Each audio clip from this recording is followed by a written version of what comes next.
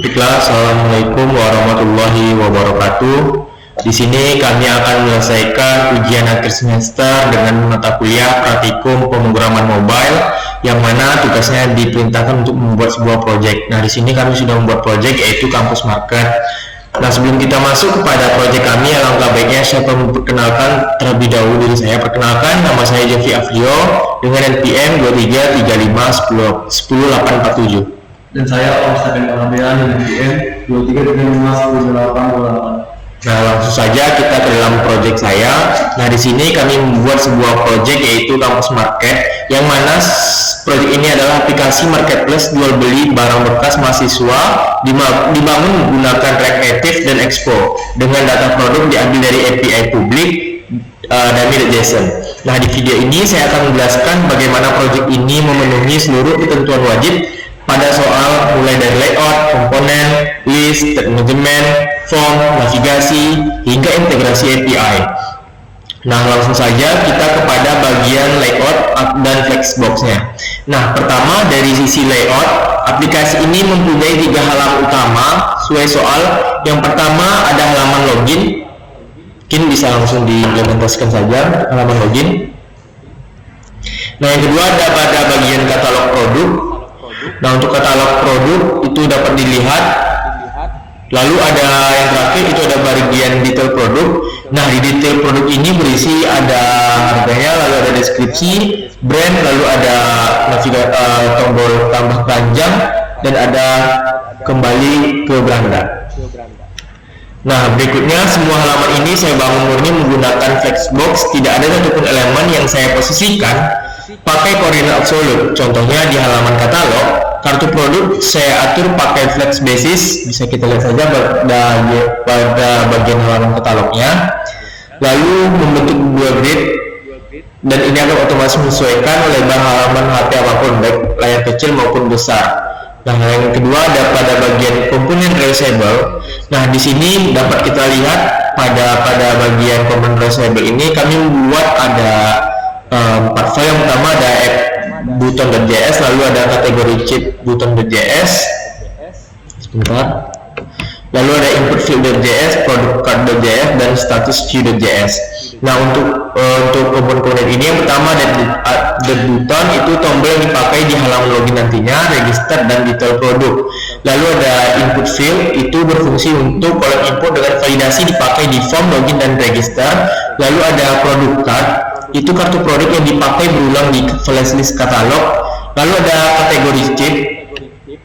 Nah, itu digunakan untuk chip filter kategori, dan status queue itu digunakan untuk nantinya komponen untuk menampilkan status loading error atau data kosong dipakai beberapa halaman yang mengambil data dari API.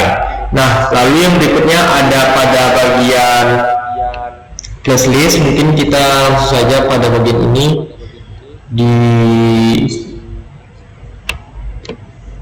pada file homescreen.js.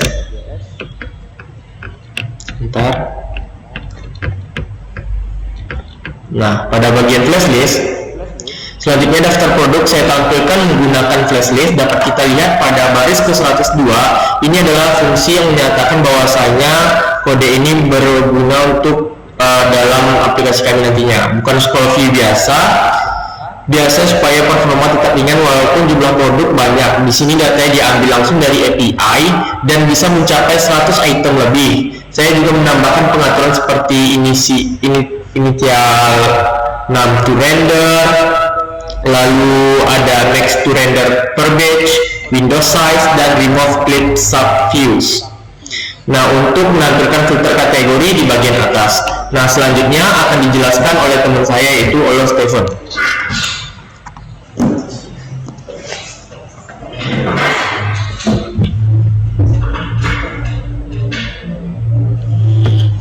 Baik, selanjutnya saya akan menjelaskan yang selanjutnya ada step dan hooks, yaitu pencarian dan juga filter. Nah, untuk pencarian dan filter ini kita langsung saja demonstrasikan pada aplikasi kita.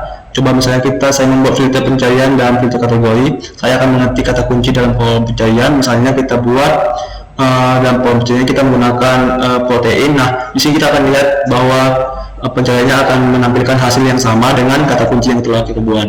Jadi supaya tidak lemot, saya menerapkan debounce selama 300 detik menggunakan use effect. Kita lihat di sini pada bagian home screen, kita tengok di pada halaman pada di ini saya menggunakan use effect.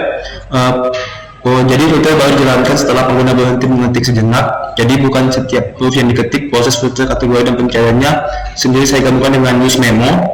Nah, untuk use memo, kemudian ini yang ini. Nah, di sini kita akan sudah set untuk use memonya. Kemudian supaya perhitungan ulang hanya terjadi kalau data dan kata kunci dan kategori benar-benar berubah. Kemudian kita lanjut ke yang selanjutnya, itu adalah form dan juga validasi.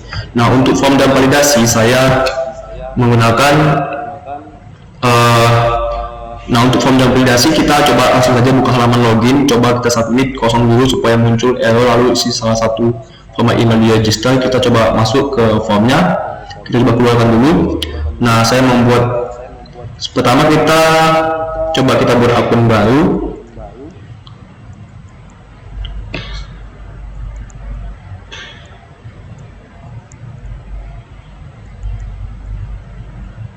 Nah, keduanya sudah. Kemudian untuk di halaman login, sistem mengecek apakah username sudah diisi dan password minimal 5 karakter di halaman daftar akun.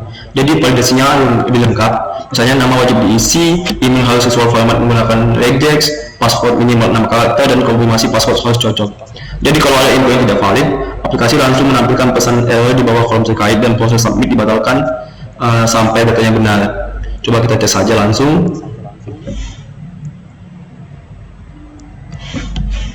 Nah, untuk kodenya kita lihat di sini. Nah, coba sudah kita tes tadi kan bahwa jika kita coba kita teskan yang dia yang gagal. Tapi kita pakai akun yang sama tadi, tapi kita buat passwordnya salah.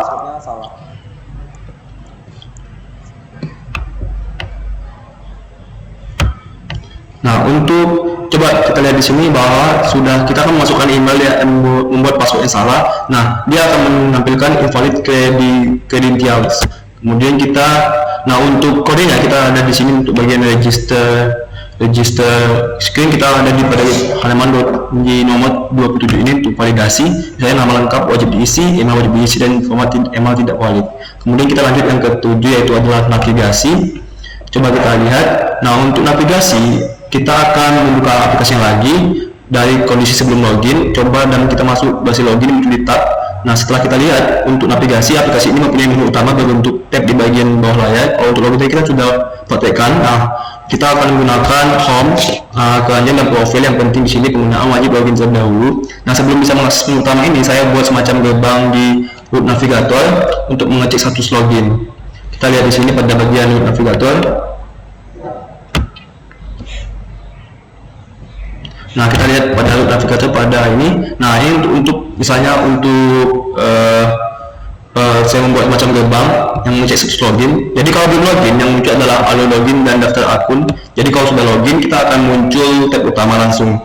Nah, coba tadi kan sudah kita buatkan untuk bagian login. Kita langsung misalnya coba dari halaman home atau katalog, pengguna bisa tap salah satu produk untuk masuk ke halaman detail produk lengkap dengan tombol kembali ke katalog. Nah, ini kita lihat kita bisa ada tambahkan keranjang. Nah, coba yang kembali ke katalog.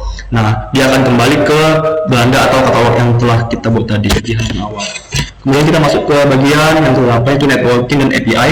Nah, jadi untuk networking yang API ini kami akan melihat, di sini saya akan melihatkan saja bahwa kami sudah menggunakan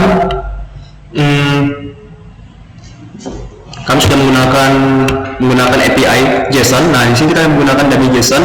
Nah, jadi kami tidak membuat database-nya sendiri. Jadi kami sudah mengambil datasetnya langsung dari API, yaitu dummy JSON. Kemudian untuk yang terakhir,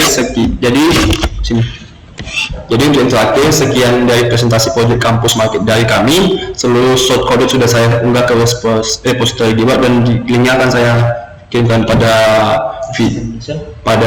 classroom nantinya. Nah, terima kasih atas perhatiannya. Jika kami ada kesalahan kata dalam menyampaikan, kami mohon maaf. Untuk penutup kami ucapkan Assalamualaikum warahmatullahi wabarakatuh.